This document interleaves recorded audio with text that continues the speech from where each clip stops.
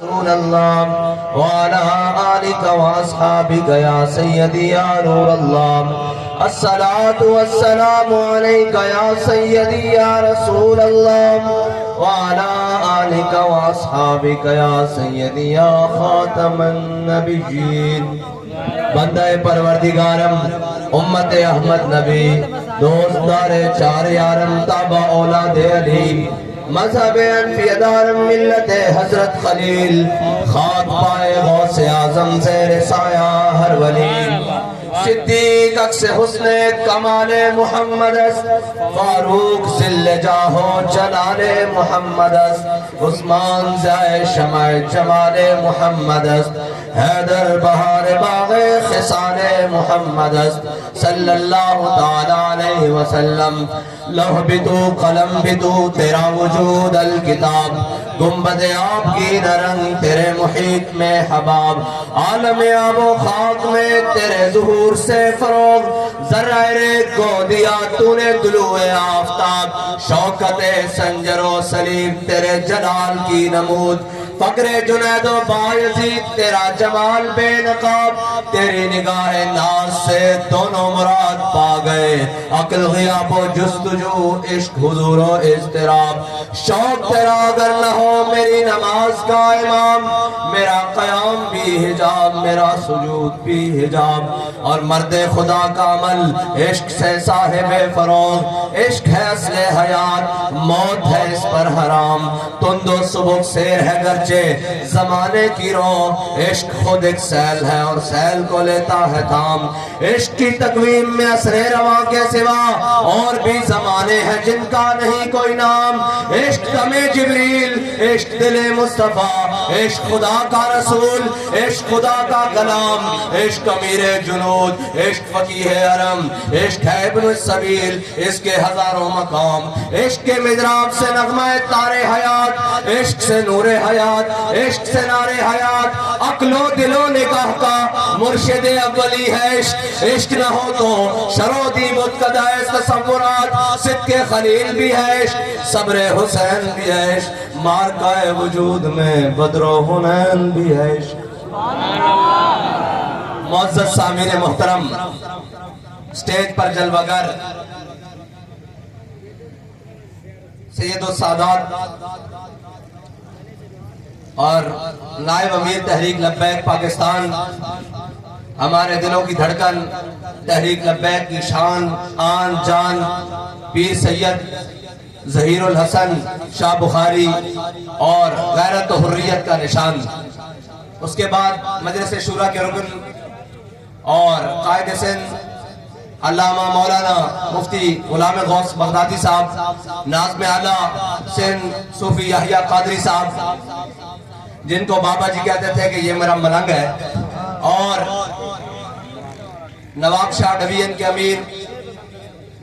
قبلہ محترم محمد مشتاق جٹ صاحب اور آپ کے وہ تمام ساتھی جنہوں نے اس سٹیج سے لے کر وہ آخری کرسی تک بچھائی تمام کو میرا سلام عقیدت اس لیے کہ مجھے احباب کہہ رہے تھے کہ سندھ کا مزاج نہیں ہے کہ رات کے اس پہر تک جاگنا میں نے کہا یہ سندھ والے نہیں یہ عشق والے آئے بیٹھے ہیں اور عشق نہ وقت کی قید دیکھتا ہے نہ زمانے کی قید دیکھتا ہے نہ مرتبے کی قید دیکھتا ہے نہ مقام کی قید دیکھتا ہے عشق کے اپنے اصول ہیں اور یہ کیا کرتا کیا ہے جس طرح اقبال نے کہا دیار عشق میں اپنا مقام پیدا کر نیا زمانہ نئے صبح و شام پیدا کر میں نے کہا یہ نہیں دیکھتا کہ ہمارا مزاج ان کے جلسے کے مطابق ملتا ہے کہ نہیں کہتا ہے عشق کی بات ہوگی تو عقل بحیلہ می برد اور عشق برد کشا کشا عقل کہہ رہی ہوگی کہ رات بڑی گزر چکی ہے بڑی رات گزر چکی ہے چلو گھر کو چلے لیکن عشق کہہ رہا ہوگا کہ نہیں ابھی تو مزہ آ رہا ہے ابھی تو ظالم کی آنکھ میں آنکھ ڈالنے کا وقت آ رہا ہے ابھی تو گھر چلے ابھی تو ہم نے ہر ظالم کو بتانا ہے کہ یہی وہ کھڑے ہیں جو کہتے ہیں کہ مر جائیں گے ظالم کی حمایت نہ کریں گے احرار کبھی لبیک یا رسول اللہ لبیک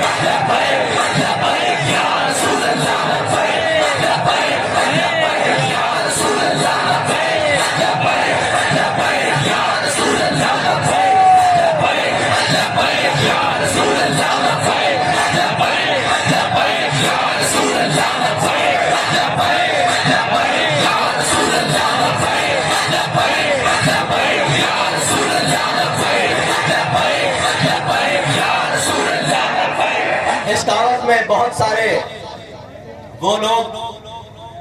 جنہوں نے شب و روز محنت کی اور جن کی محنتوں کا ثمر ان کو اپنی آنکھوں سے نظر آ رہا ہوگا کہ استاد صاحب فرماتے تھے، ہمارے قائد محترم قائد ملت اسلامیہ فرماتے تھے، اور جھلیو اسلام کسی کا رکھتا نہیں ہے کچھ، اسلام فوراً لٹا دیتا ہے۔ جنہوں نے اللہ کی راہ میں خلوص نیت کے ساتھ ایک مٹھی جو دیے تھا، ایک مٹھی، اللہ تعالیٰ نے کیسر و کسرا کی نعمتیں ان کے پاؤں میں ڈال دی تھی۔ اور اقبال نے اس کا بڑا خوبصورت ترجمہ کیا ہے۔ اقبال کہتا ہے جس کا عمل بے غرض ہے اس کی جزا کچھ اور ہے۔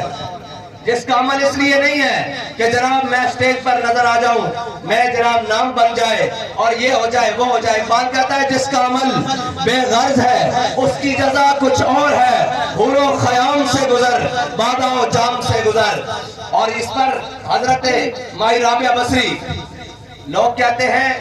کہ آپ بات وہ کرتے ہیں، میں نے کہا اسلام کی تو مخدرات عورتیں اتنی دلیر ہیں جن کی قیامت تک کوئی مثل نہیں مل سکتی۔ حضرت مائی رابعہ بصری فرمایا کرتی تھی، یا اللہ اگر میں تیری دوزخ کے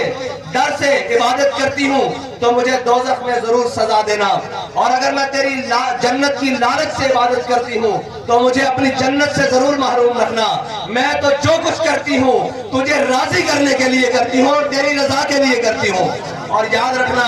لبیک والوں کا مقصد اقتدار میں آنا نہیں ہے، لبیک والوں کا مقصد یہ نہیں ہے کہ جناب کوئی سیٹیں مل جائے، نام مل جائے اور جناب بڑا کوئی جناب اشتہاروں میں نام آ جائے اور پٹیاں چل جائے۔ لبیک والوں کا مقصد ان کا قائد ان کو بتا کر گیا ہے کہ انہیں جانا انہیں مانا، نہ رکھا غیر سے کام، للہ الحمد میں دنیا سے مسلمان گیا۔ اور ہمارا قائد ہمیں بڑی سیدھی راہ دے کر گیا ہے، وہ سیدھی راہ صراط مستقیم ہے، جس راہ پر بتا کر گیا ہے کہ آپ نے نہ دائیں دیکھنا ہے نہ بائیں دیکھنا ہے، نہ جناب اوپر دیکھنا ہے نہ نیچے دیکھنا ہے، بس حضور کے دین کا کام کرنا ہے اور ان کے پرچم کو بلند کرنا ہے جس کا ذمہ اللہ نے لیا ہے، وَرَفَعْنَا لَكَ ذِكْرَكَ۔ اور یہ وہ نام نامی ہے جس کے ساتھ تم اپنا نام جوڑ دو گے تو تمہارا نام بھی بلند ہو جائے گا۔ وہ نام کس طرح بلند ہوگا؟ دنیا میں رہتے ہوئے کوئی جناب لائن جناب مختلف قسم کے لوگ کہتے تھے جی خادم رضوی خادم رضوی، لیکن ابھی دنیا سے جانا ہوا کہ بابا جی خود فرماتے تھے روح جب میری پیراہن خاکی سے نکلی تو روزے سے آواز آئی او میرا فقیر آیا۔ سب جناب سب دنیا کے عہدے آپ کے اسی شہر کا وہ جناب سیاستدان جو اپنے آپ کو بڑا مکار کہتا ہے، بڑا لومڑ کہتا ہے، وہ جناب جب عہدے پر تھا تو بڑے ادب سے نام لیا جاتا تھا، عزت مآب جناب صدر پاکستان آصف علی زرداری، صرف زرداری رہ گیا، صرف زرداری۔ جناب وہ جو قوم کو مکے دکھاتا تھا جب سیٹ پر تھا تو نام لیا تھا جناب چیف آف آرمی صاحب محترم المقام جناب پرویز مشرف صاحب، صرف مشرف رہ گیا۔ وہ جناب وزیر اعظم پاکستان اور محترم جناب نواز شریف صاحب نام لیا جاتا تھا، لیکن صرف نواز شریف رہ گیا۔ لیکن بابا جی کو دنیا میں خادم رضوی کہتے رہے، لیکن جب بابا جی اس دنیا سے رخصت ہوئے تو بچے بھی پکار اٹھے، بڑے بھی پکار اٹھے، اپنے بھی پکار اٹھے، بیگانے بھی پکار اٹھے کہ عاشق رسول علامہ خادم حسین رضوی۔ تو اعزاز تو وہ ہے جس کو اللہ تعالیٰ عطا کرے۔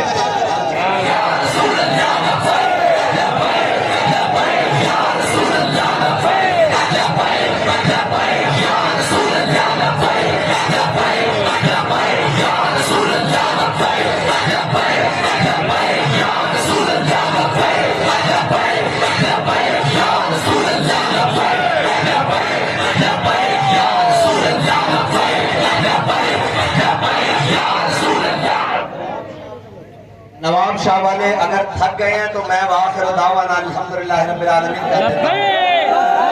لیکن پھر آواز تو ان گھروں تک جانی چاہیے اور ان کو پتہ لگنا چاہیے کہ میدان میں محمد عربی کے غلام آئے بیٹھے ہیں۔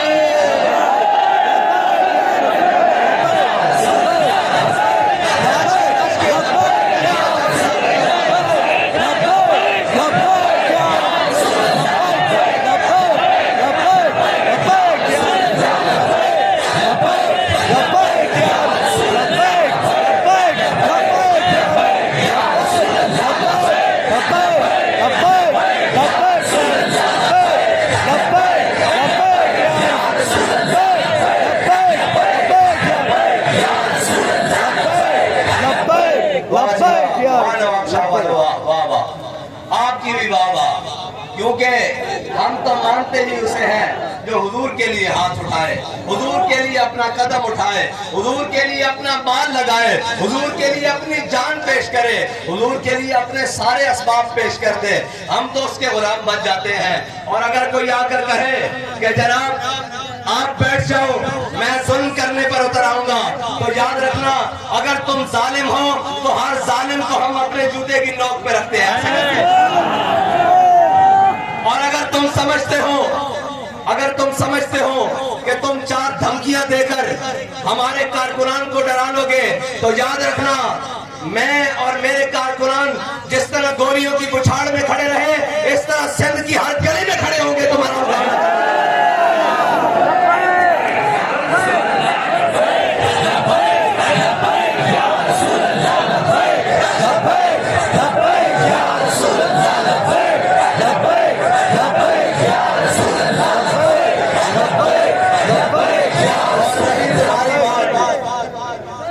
نہ چھیڑو کسے،